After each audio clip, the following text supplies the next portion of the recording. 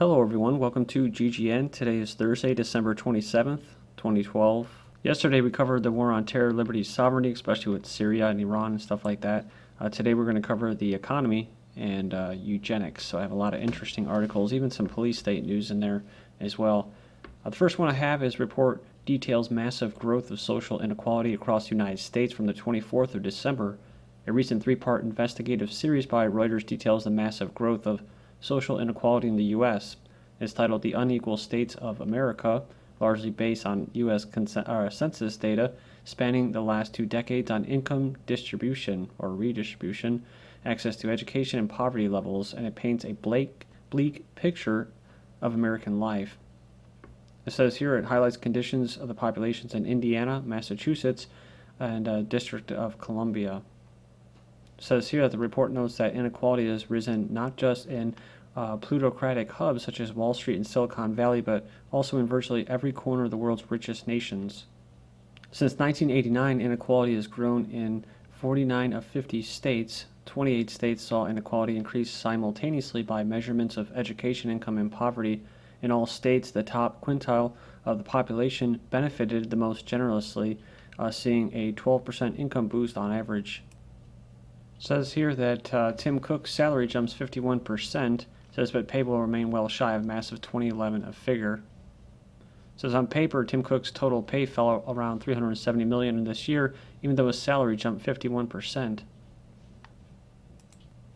His figure also looks odd next to the COO, Peter Oppenheimer, who received $68 million, up from $1.42 million last year. But it says here, Oppenheimer's package included $66 million worth of stock awards. UK's rich and poor face cuts not altogether. It says here, Britain struggle with their biggest squeeze on living standards at a time of austerity. The coalition government is planning drastic spending cuts to the most vulnerable public services while claiming that we are all in this together. In other words, the UK government cannot say we're all in this together while the poor suffer the most from the spending cuts. However, if the cuts are going to be fair, then we might expect that they would affect everyone in the society equally. So this is what you call corporate welfare. Earlier in December, business giants Starbucks and Google and Amazon were found guilty of dodging millions of pounds as tax in Britain. So it says it's estimated that corporate tax evasion is costing the UK economy something between 45 and 90 billion pounds a year, which, whatever. But it'd be nice if you didn't have taxes and you didn't have governments raining down on you. But you do. And, if they're going to rain down on small business owners and just an individual who pays individual income tax to the Federal Reserve System and stuff like that, and to the military-industrial complex, these companies should be too, because, they're basically considered people, right? Some other companies include the Duchess of Cornwall and giant corporations such as the BBC. U.S. jobless aid applications fell to 5-year low. The government likes to put out these, when these little AP articles come out like this news job figures that they manipulate. The average number of people seeking U.S. unemployment benefits over the past month fell to the lowest level since March 2008, a sign the job market is healing. So what's interesting is that a lot of these people that are trying to find work can only find part-time work. Also, the people that have been working over 40 hours, whatever it has been, are going to have their hours cut, along with workers that were working are going to be let go. So people might be getting hired, but they're going to be making less, and they're going to be having less hours.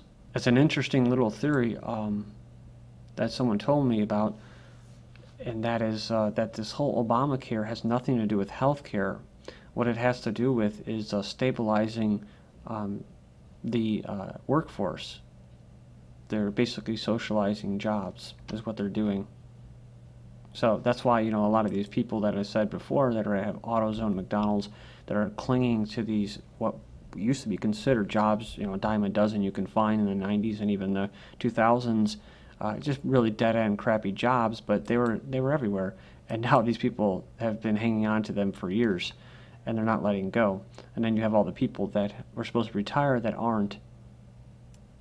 So yeah, it's interesting what they're going to be doing here as far as the whole healthcare. All these employers are going to be trying to avoid the new the new law that says people over, 30 hours or something like that, 29 hours, has to pay for this, basically for private insurance. So they'll just be hiring a bunch of people, get maybe 6 hours a day, and they'll get a little less than 5 days a week if they're lucky. I mean, you have to think, these people aren't stupid. When they came up with this whole thing they called Obamacare, they knew what they were doing. They knew that employers, this is what they were going to do. They had to have seen this coming. So it does make kind of sense. It has nothing to do with healthcare, except for maybe death care, eugenics and stuff like that. You have all these people, like I mentioned to a neighbor recently. It's like, he was talking about how he was sick, and I'm like, the thing is they're going to keep spraying us. You're seeing now Nelson Mandela. You have all these high-profile people that are sick, Bush in the hospital, all these nasty bugs going around. I mean, it's eugenics, and there's a lot of people that need work, and there's never going to be a creation of jobs in this manufactured, manipulated market or economy, and so they'll be forced to get the quote Obamacare or the eugenics care. But it'll make the government look good, because then they'll say, "Oh, the unemployment went down." So it's another way that they can turn the dials, like I've mentioned before, and push these buttons and to get the unemployment level to go down. The part-time generation debt and unemployment threaten college graduates. Says millennials, the current students and recent grads of American higher education, are facing a brutal job market with, this is from August, I'm just going to build it up here, brutal job market with dwindling prospects for the future due to the cycle of debt and unemployment. The middle class, once dominated by the college graduate, is facing extinction. From the 26th of this month, generation, and this sucks. Something just happened with my screencast, and because this stupid little thing, tablet PC input panel, I can't get rid of it. And it just shortened my screencast right here, so I think I can only see this much right here. So just stick with me here. Anyways, Generation Y wakes up from the American dream and faces an American nightmare. 3.5 years after the worst recession since the Great Depression, the earnings and employment gap between those and the under 35 population and their parents and grandparents threatens to unravel the American dream of each generation doing better than the last. Says this generation will be permanently depressed and will be on a lower path of income for probably all of their life, and at least the next 10 years, as middle-income jobs are disappearing.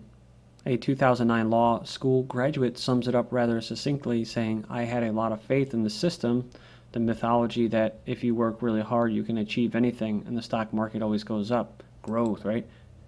It was pretty naive on my part," he said. American Dream fades for Generation Y professionals. I'll include the link, of course. Many of you have seen this. The American Dream, talked about by George Carlin.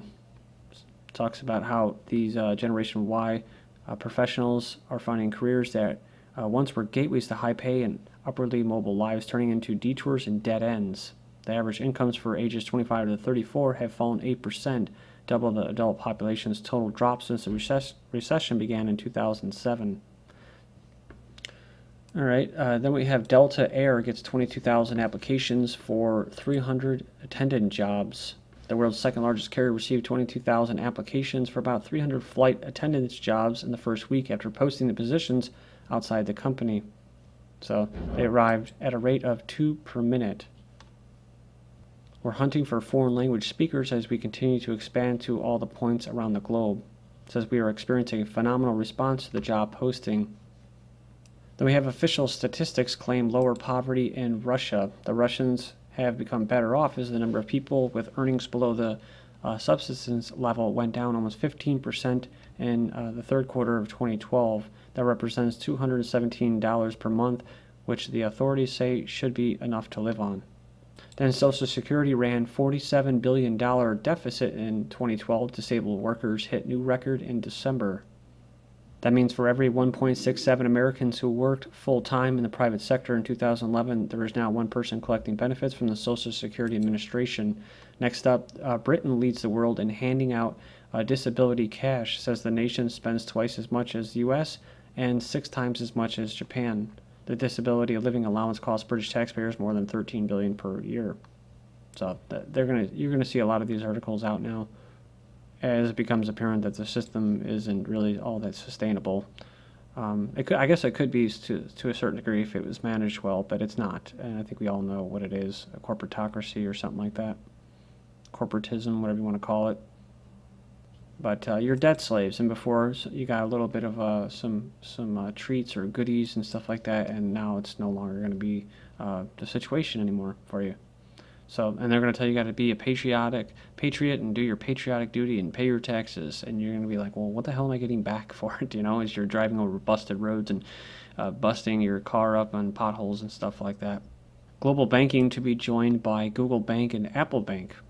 So conventional banking could soon become a thing of the past with the use of the internet and mobile devices booming.